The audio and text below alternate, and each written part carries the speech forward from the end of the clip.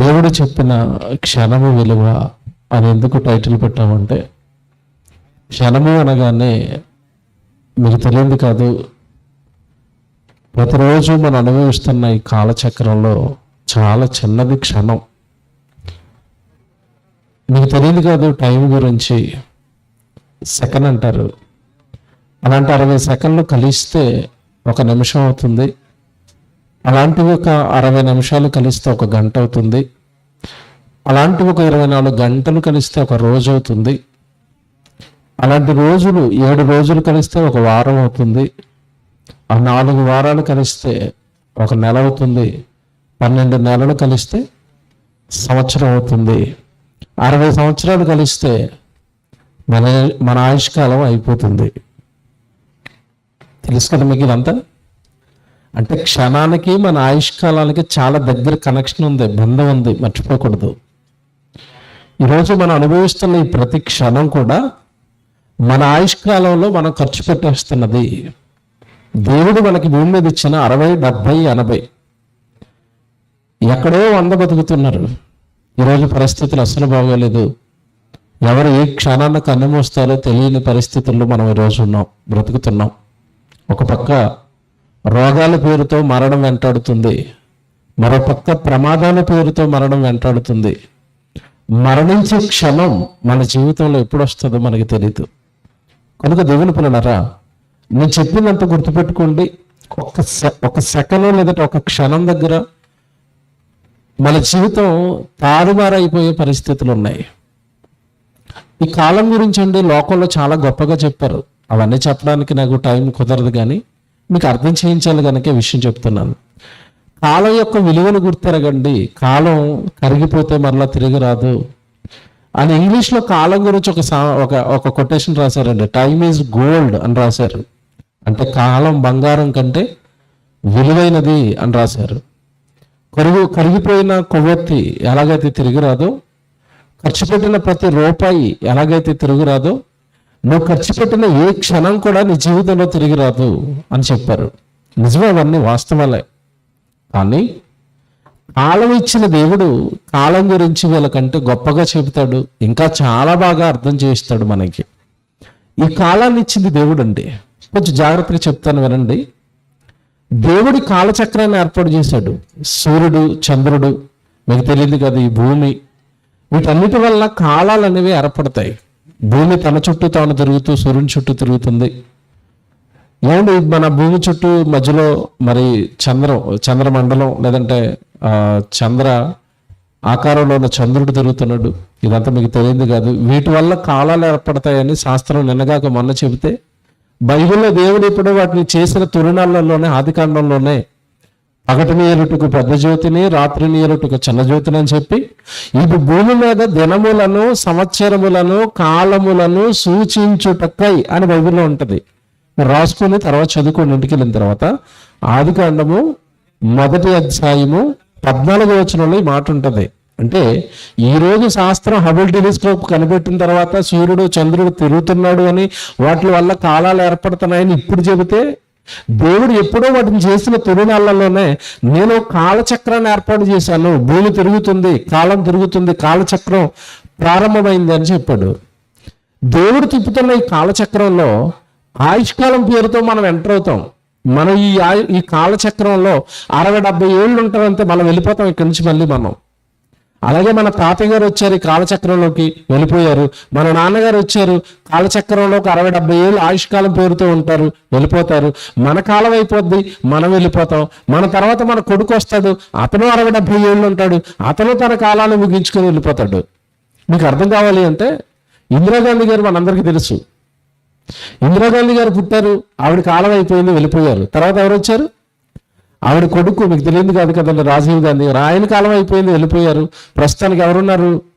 రాహుల్ గాంధీ గారు ఉన్నారు. ఆయన ఎంతకాలం ఉంటాడు? ఆయన కాలం అయిపోతే ఆయన వెళ్ళిపోతాడు. అంటే తిరుగుతున్న ఈ కాలచక్రంలో ఆయుష్కాలం పేరుతో నువ్వు ఈ లోకానికి వస్తావు.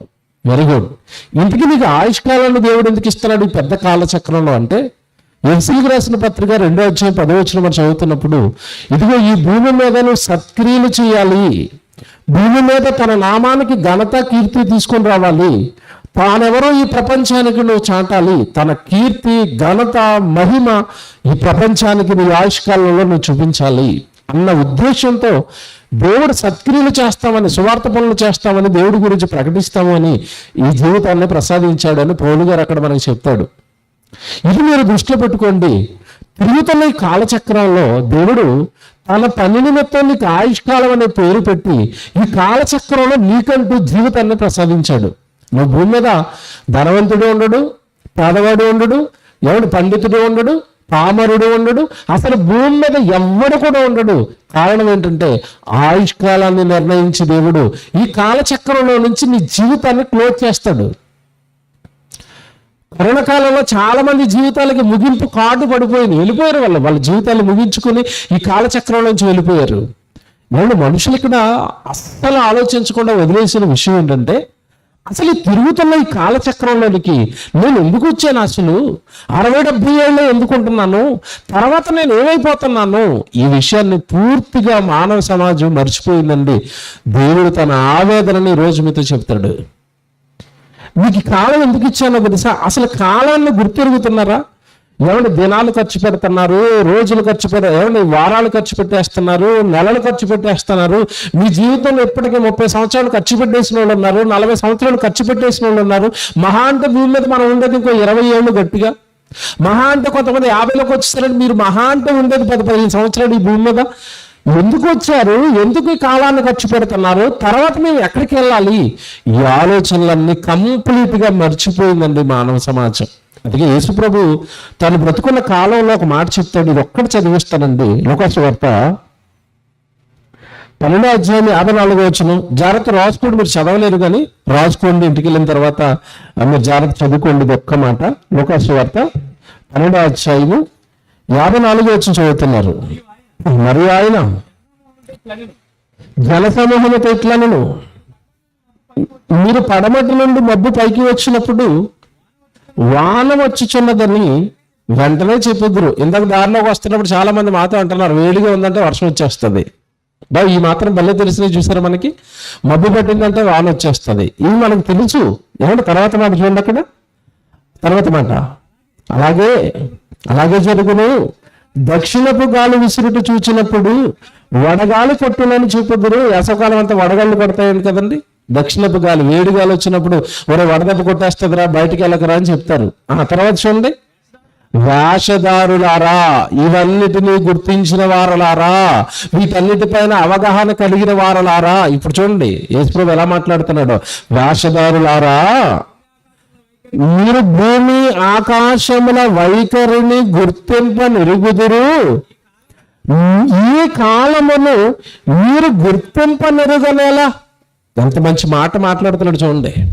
మీరు కాలాన్ని గుర్తించరేంటి?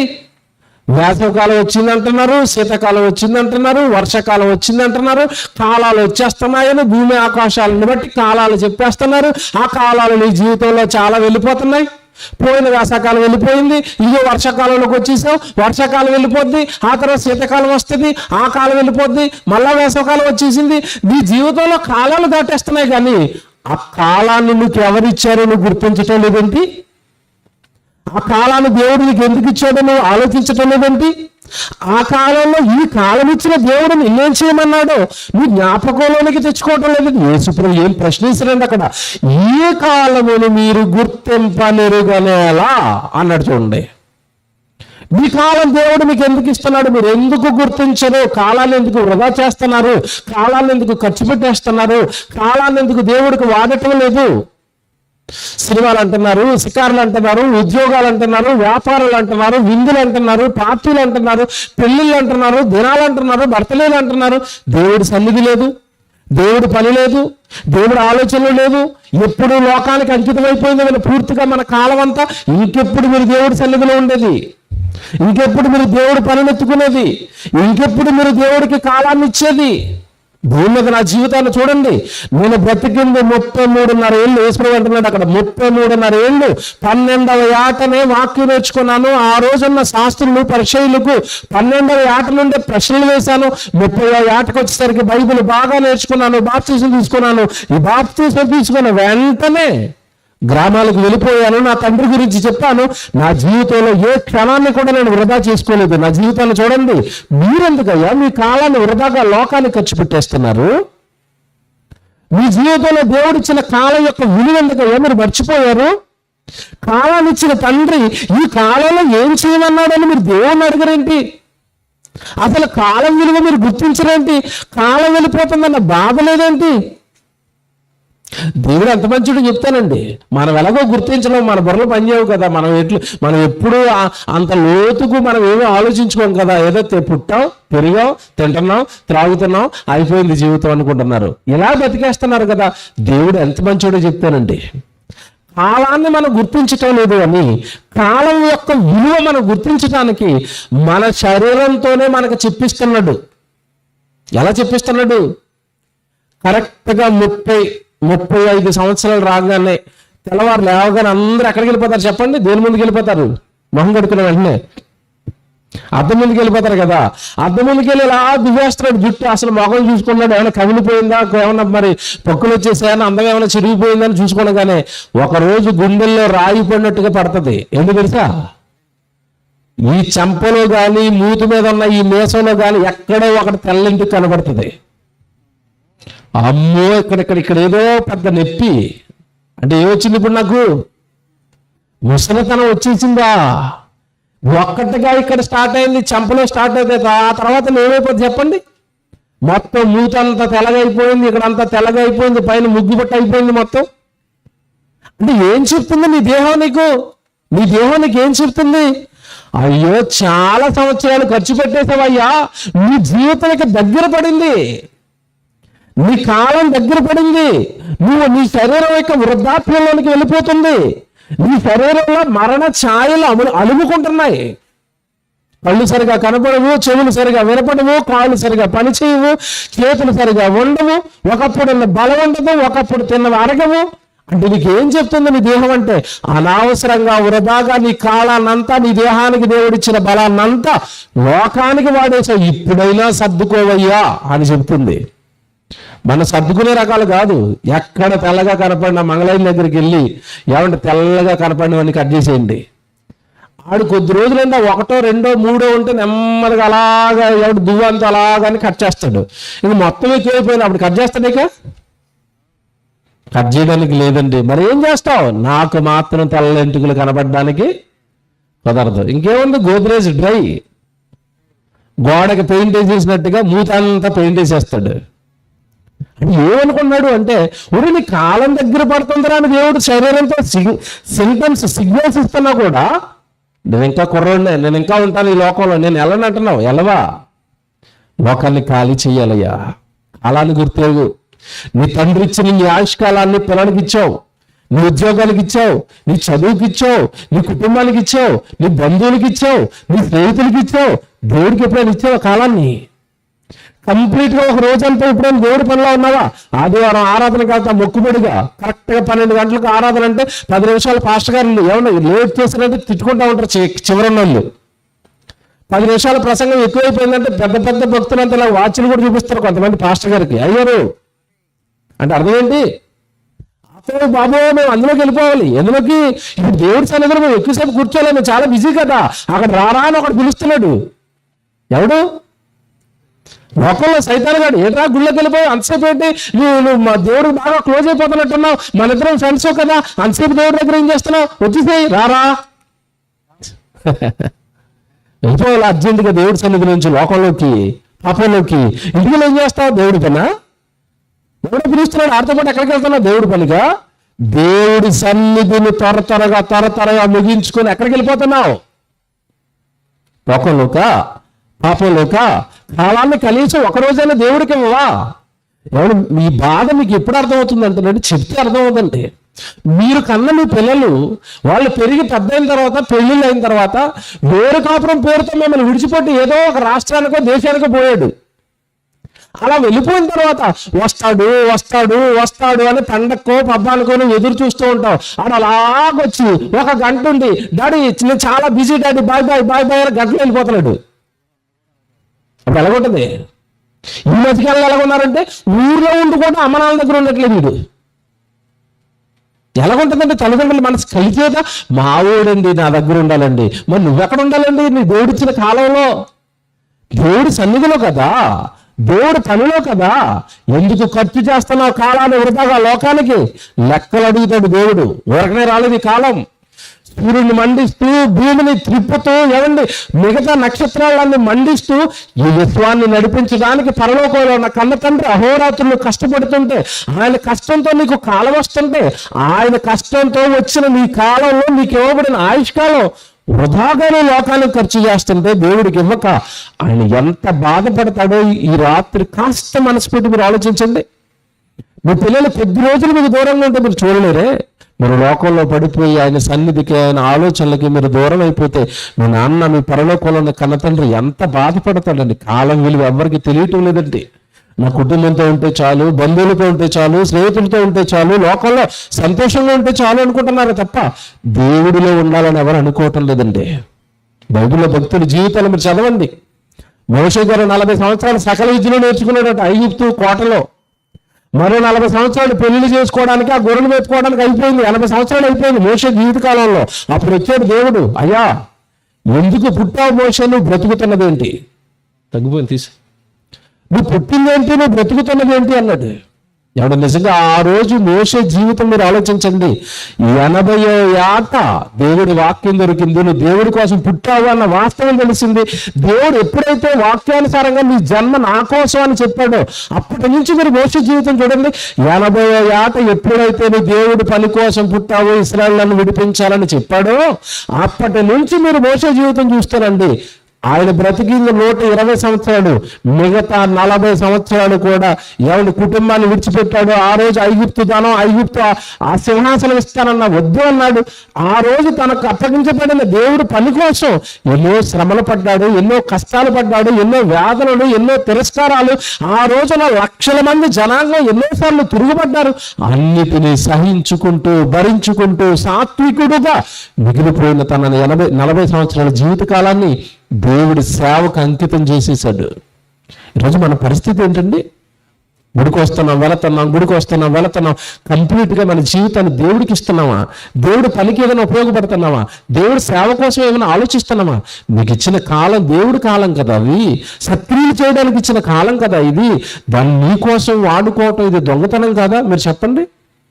దేవుడు తన పని కోసం ఇచ్చిన కాలాన్ని మన పని కోసం మనం వాడేసుకుంటే ఇది దొంగతనం కాదా? కాలాన్ని దొంగలించటం కాదా? దేవుని ఎదుట మనం దొంగలుగా నిలబడమా? నా ఆయుష్కాలం, నా పని కోసం నేను ఇచ్చిన ఆయుష్కాలం నువ్వెందుకు వాడావని దేవుడు అడిగితే వేరే కార్యక్రమాలకి రాత్రి మనసు పెట్టి ఆలోచించుకోండి. దేవుని పిల్లలారా, ఈ లోకంలో మనం పుట్టింది ఏమన్నా తినడానికో, త్రాగడానికో, సంపాదించుకొని కూర్చుకున్నవన్నీ లోకంలో విడిచిపెట్టేసి దేవుడు ఎదుట నేరస్తుడిగా విలువపడడానికో కాదండి. ఆయన మహిమ కోసం నువ్వు ఏం చేస్తావో చెయ్యి. ఆయన ఘనంగా ప్రకటింపబడడం కోసం నీ జీవితాన్ని ఏ పనంగా పెడతావో పెట్టు. ఎందుకంటే బైబిల్లో పరిచయం రకరకాలుగా ఉంది. చాలా మంది సేవకులు అయ్యారు, సేవకులకి సహకారులుగా ఉన్నారు, సంఘానికి సహకారులుగా ఉన్నారు. ఎవరు ఎంతో గొప్పగా సేవను జరిగించిన వాళ్ళకు తోడ్పాటుగా వాళ్ళ వల్ల ఇన్ని చేసి సువార్తను బలంగా తీసుకెళ్లారు. అనేక ఆత్మలను దేవుని వైపు మళ్లించారు. నీ జీవితం దేవుడికి ఏమైనా ఉపయోగపడుతుందా? నీ కాలం ఏమైనా దేవుడికి ఇస్తున్నావా? నీకు ఇవ్వబడిన 24 గంటలు కదా, ఆ 24 గంటలు నీకోసం వాడేసుకుంటావు. ఎప్పుడైనా కనీసం రోజుకు 2-3 గంటలు దేవుడికి ఇస్తున్నావా? 24 గంటలు 7-8 గంటలు నిద్రపోతున్నావు, మిగతా గంటలన్నీ కుటుంబానికి అంటున్నావు, మిగతా గంటలన్నీ మళ్ళా ఉద్యోగానికి అంటున్నావు. మరి దేవుడికి ఏమో ఇవ్వా? ఎవడు చాలా మంది ప్రార్థన చేస్తారండి దేవుడికి. అదొక హైబ్రిడ్ ప్రార్థన. హైబ్రిడ్ అని ఎందుకు అంటున్నానంటే, ఒరిజినల్ టేస్ట్ వేరు, హైబ్రిడ్ కాయ టేస్ట్ వేరు. పొద్దున లేస్తానండి, ఎంత తొందర పరలోక వందన మా తండ్రి, ఒకటే ప్రార్థన ఎప్పుడు. కాపాడినందుకు వందనాలు తండ్రి. నువ్వు ఉద్యోగాలు వెళ్ళిపోతాను తండ్రి, నా వెనకాల వచ్చేది అంటాడు నన్ను కాపాడడానికి. ఎందుకు చెల్లి వెనకాల ఏ పనికి వెళ్ళిపోతున్నావని. ఇంకా మరి కొంతమంది భక్తులు ఏమైనా ప్రార్థన చేస్తున్నారంటే, రాత్రి పడుకునే ముందు దేవా పడుకున్నాను తండ్రి, ఇప్పుడు నా మంచం చుట్టూ బంగారు దూతలు ఉండాలి. మామూలు దూతలు పనిచేయవట, ఏ దూతలు ఉండాలట? ఇందుకు నువ్వు ఎక్కడ తిరిగి వచ్చావు? నీ చుట్టూ మంచం చుట్టూ బంగారు దూతలు పెట్టాలి. దేవుడు ఎక్కడైనా సువార్తకి వెళ్ళావా? ఎవరికైనా దేవుడి గురించి చెప్పడానికి వెళ్ళావా? ఎక్కడైనా కరపత్రాలు పంచడానికి వెళ్ళావా? ఎక్కడైనా మీటింగ్కి వెళ్ళావా? బైబిల్ నేర్చుకోవడానికి వెళ్ళావా? బైబిల్ తరగతికి వెళ్ళావా? ఎక్కడికి వెళ్ళావని నీ చుట్టూ కాపలా పెట్టాలి దేవుడు. అంటే నీ ఊరి మీద పడి తిరుగుతూ ఉంటే నీ చుట్టూ దోతలు తిరుగుతాయా? ఎవరు చెప్పారు ఇవన్నీ? యెహోవా యందు భయభక్తులు కలిగి ఆయన పనిలో బాబు ఏదో చేశారు, అసలు టైం లేదు ఇప్పుడు మనకి.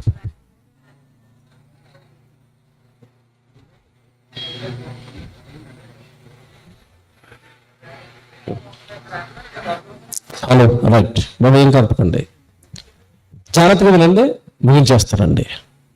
దేవుడు ఆవేదన, దేవుడు బాధ అనేది ఎవరినో విమర్శించడానికో మిమ్మల్ని బాధ పెట్టడానికి చెప్తున్న మాటలే కదండి. దేవుడిచ్చిన కాలం, పిల్లల్ని స్కూల్లో వేసినప్పుడు ఆడు ఖచ్చితంగా స్కూల్కే వెళ్ళి రావాలి. వేరే యాక్టివిటీ, వేరే చెడు పని, ఎవరు సినిమాకి వెళ్ళటమో ఫ్రెండ్స్తో ఊరి మీద పడి తిరుగుతున్నాడు అనుకోండి, మీరు ఊరుకోరు కదా. మీ పిల్లోడికి టైం ఇచ్చారు స్కూల్కి వెళ్ళి రారా అని, అక్కడికి వెళ్ళి రావాలి. వాడు లోకానికి దేవుడు నిన్ను పంపించాడు ఆయన పని నిమిత్తం, ఆయన కోసం ఏమైనా చేస్తావు అని. ఎప్పుడు కాలాలంతా నీ కోసమే వాడేసుకుంటే దేవుడు బాధపడ్డండి. బైబిల్లో 2 సందర్భాలు జ్ఞాపకం చేస్తాను, మీరు చదువుకోండి, తర్వాత అర్థమవుతాయి. రాజుల 2వ గ్రంథం 5వ అధ్యాయము 25వ వచనం రాసుకోండి. అక్కడ గెహాజీ అని ఒకటి కనబడతాడు. గెహాజీ గురించి మీరు చాలాసార్లు వినుంటారు, చదువు ఉంటారు. ఓకే, వాడి గురించి చెప్పక మనకు ఒక ప్రశ్న అడుగుతున్నాను మిమ్మల్ని, జాగ్రత్తగా వినండి ప్రశ్న. గెహాజీ మంచోడా చెడ్డోడా చెప్పండి, బాగా ఆలోచించుకుని ఆన్సర్ చెప్పండి. గెహాజీ మంచోడా చెడ్డోడా? ఎలీషా శిష్యుడు గెహాజీ తెలుసు కదండి మీకు. మంచోడా కాదు కదా, చెడ్డోడేనా?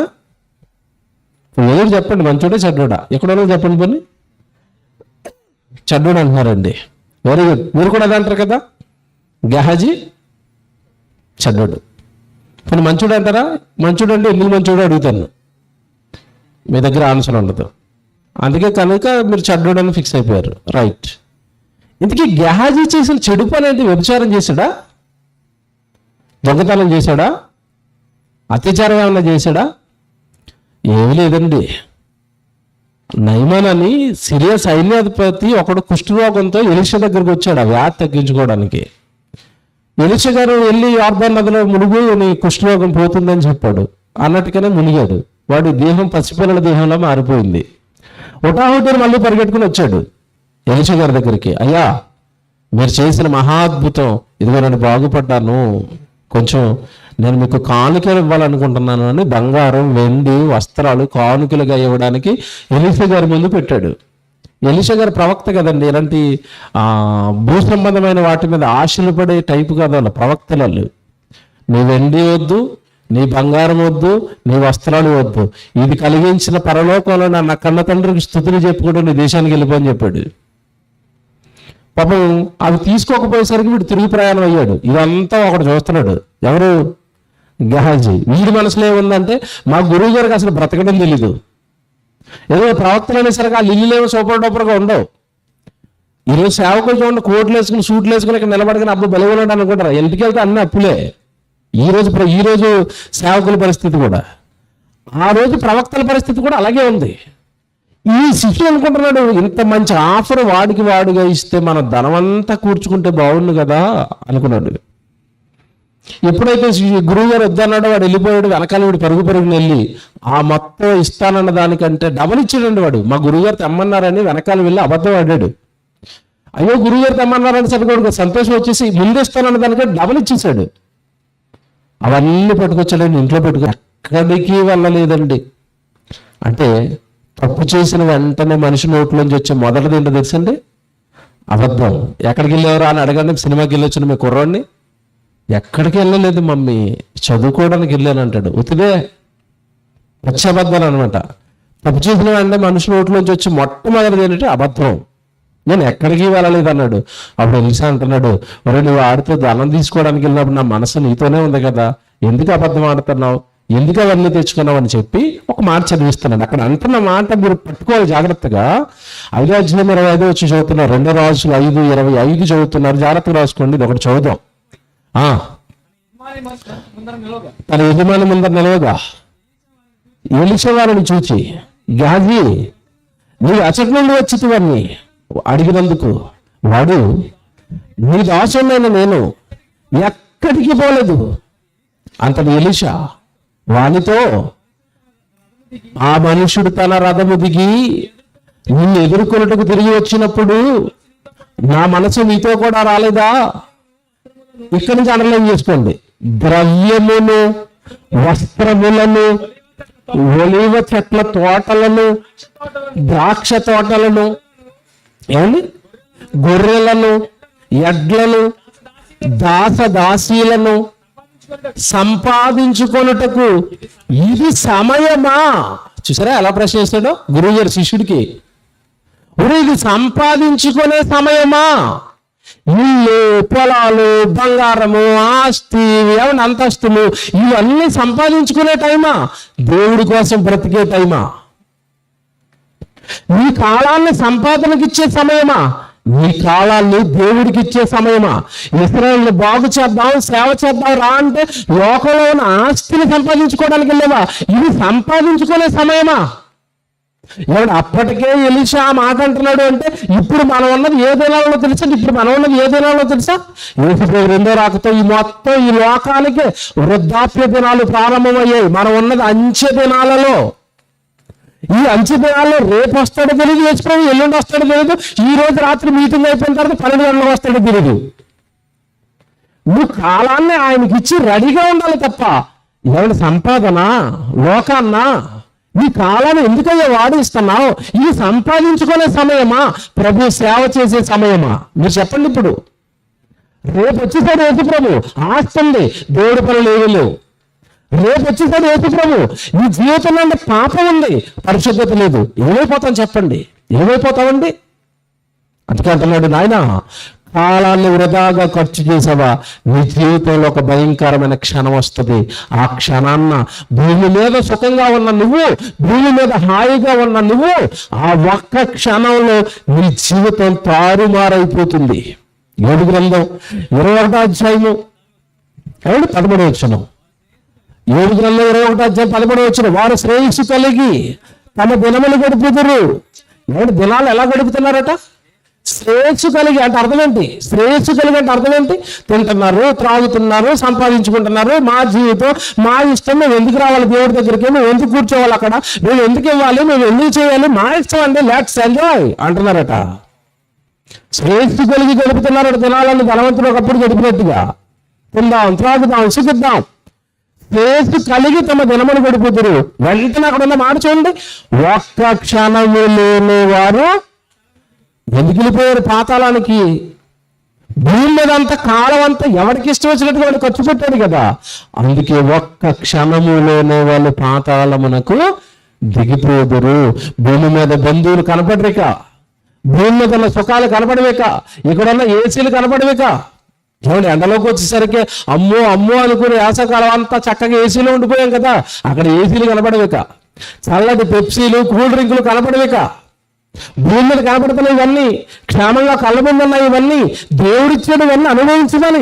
అనుభవిస్తున్నావు కానీ ఆయనకు ఉపయోగపడవు, అనుభవిస్తున్నావు కానీ ఆయన పని చెయ్యు. అందుకే మన జీవితంలో ఒక క్షణం అనేది పలకరించిపోతుంది వాళ్ళందరినీ. ఆ క్షణాన్న జీవితాలు తారుమారవుతాయి. ఆ జీవితాన్ని ఒక్క క్షణంలో భూమి మీద హాయిగా ఉన్నవాడు వెంటనే నిత్యాగ్ని దండనకు, పాతాళానికి జారిపోతాడు. ఆరని అగ్ని, అవును చావని పురుగు, భయంకరమైన నిత్యాగ్ని దండలలో యుగాలు కాలిపోతామండి. ఆ జీవితం తారుమారైపోవడానికి పట్టే కాలం గంటలు కాదు, రోజులు కాదు, సంవత్సరాలు కాదు, ఎంతగా క్షణం. కళ్ళు మూసి తెరిచేలేపు భూమి మీద హాయిగా ఉన్న ఆత్మ నిత్యాగ్ని దండంలోనికి వెళ్ళిపోయి కాలిపోతుందండి. కాలం విలువ ఎవరికి తెలుసండి? బాగా మీకు కాలం విలువ తెలియాలంటే ఎవరిని అడగాలో తెలుసా? ఎప్పుడైనా ఎగ్జామ్లో సంవత్సరం పాటు చదివి పరీక్షకు వెళుతున్నాడు, ఒక్క 5 నిమిషాలు లేట్ అయిపోయాడని వాడిని గేటు బయట వదిలేశారు. పరీక్షలో 5 నిమిషాలు లేట్గా వచ్చాడు, పరీక్ష రాయడానికి కుదరదాలని అనుకోండి. అప్పుడు ఏం చేస్తారు చెప్పండి? మీరు వీడియో చూసారు అప్పుడప్పుడు. రన్నింగ్ రేస్లో ఏమండి పోలీస్ అయిపోతామని పరిగెట్టాడు 2 సెకండ్లు లేట్ అయిపోయాడండి, ఉద్యోగం పోయింది. వాడు బోరు ఏడుస్తున్నాడు అక్కడ పడిపోయి, 2 సెకండ్లో నేను పోగొట్టుకున్నాను నా ఉద్యోగం అని. ఒక 5 నిమిషాలు లేట్గా వచ్చి ఇదిగో ఈ కలెక్టర్ అయిపోదాం అనుకున్నాను, అహోరాత్రులు చదివాను, నా జీవితాన్ని అంతా పనంగా పెట్టి ఇదిగో 5 నిమిషాలు లేట్ అయిపోయినని గేడు దగ్గర కుప్పకూలిపోయారు చాలా మంది. ఏమండి, ఒక్క సెకండ్ లేట్ అయితే, ఒక్క సెకండ్లో నీ పరీక్ష పోతేనే, ఉద్యోగం పోతేనే ఇంతగా బాధపడితే అవి మరలా ట్రై చేస్తే మళ్ళీ సంవత్సరం వస్తాయి. కానీ ఒక్క క్షణంలో జీవితం తారుమారైపోయి పాతాళానికి వెళ్ళిపోయిన తర్వాత అక్కడి నుంచి తప్పించుకునే అవకాశం ఉందా? మీరు చెప్పండి, రాత్రి బాగా ఆలోచించండి. ఉందా? తప్పించుకునే అవకాశం లేదు. ఆ నిత్యాగ్ని దండం నుండి బయటకు వచ్చే అవకాశం లేదు. అది జరిగిపోయింది క్షణంలో. ఈ క్షణం విలువ బాగా ఎవరికి తెలుసు అంటే 3500 సంవత్సరాల క్రితం వెళ్ళిపోయినా కూడా అందులోకి. ఎవరు? ధనవంతుడు. వాడి దగ్గరికి వెళ్ళి అడగండి ఎలాగుందరా ఇక్కడని. 3500 సంవత్సరాలుగా కాలుతున్నాను, ఒక్క క్షణం నా జీవితంలో చావు వచ్చింది, అప్పటికి దేవుడికి ఇష్టంగా నా బ్రతుకు లేదు, దేవుడికి అనుకూలంగా నా బ్రతుకు లేదు, ఆ క్షణం నా జీవితం తారుమారైపోయింది, వచ్చేసని మంటల్లోకి అంటున్నాడు. వాడికి తెలుసండి ప్రేమ విలువ. కాలుతున్నాడు కనుక. మనం హాయిగా ఇంట్లో పడుకున్నాం కనుక, ఆనందంగా ఉన్నాం కనుక మనకి ఏం తెలియటం లేదండి. కనుక భక్తి జీవితం జాగ్రత్త. మీరు దేవుడికి ఉపయోగపడుతున్నారా? దేవుడి సన్నిధికి ఉపయోగపడుతున్నారా? మరణం పలకరిస్తే ఆ పాతాళాన్ని తప్పించుకునేంత భక్తి, ఆ పాతాళాన్ని తప్పించుకునేంత క్రియలు, దేవుడి క్రియలు మీ జీవితంలో ఉన్నాయో లేదో ఈ రాత్రి మిమ్మల్ని మీరు పరీక్షించుకోండి. అదే దేవుడు చెప్పిన క్షణం యొక్క విలువ. షార్ట్కట్లో చెప్పాను, అర్థమైతే మీరు అదృష్టవంతులు.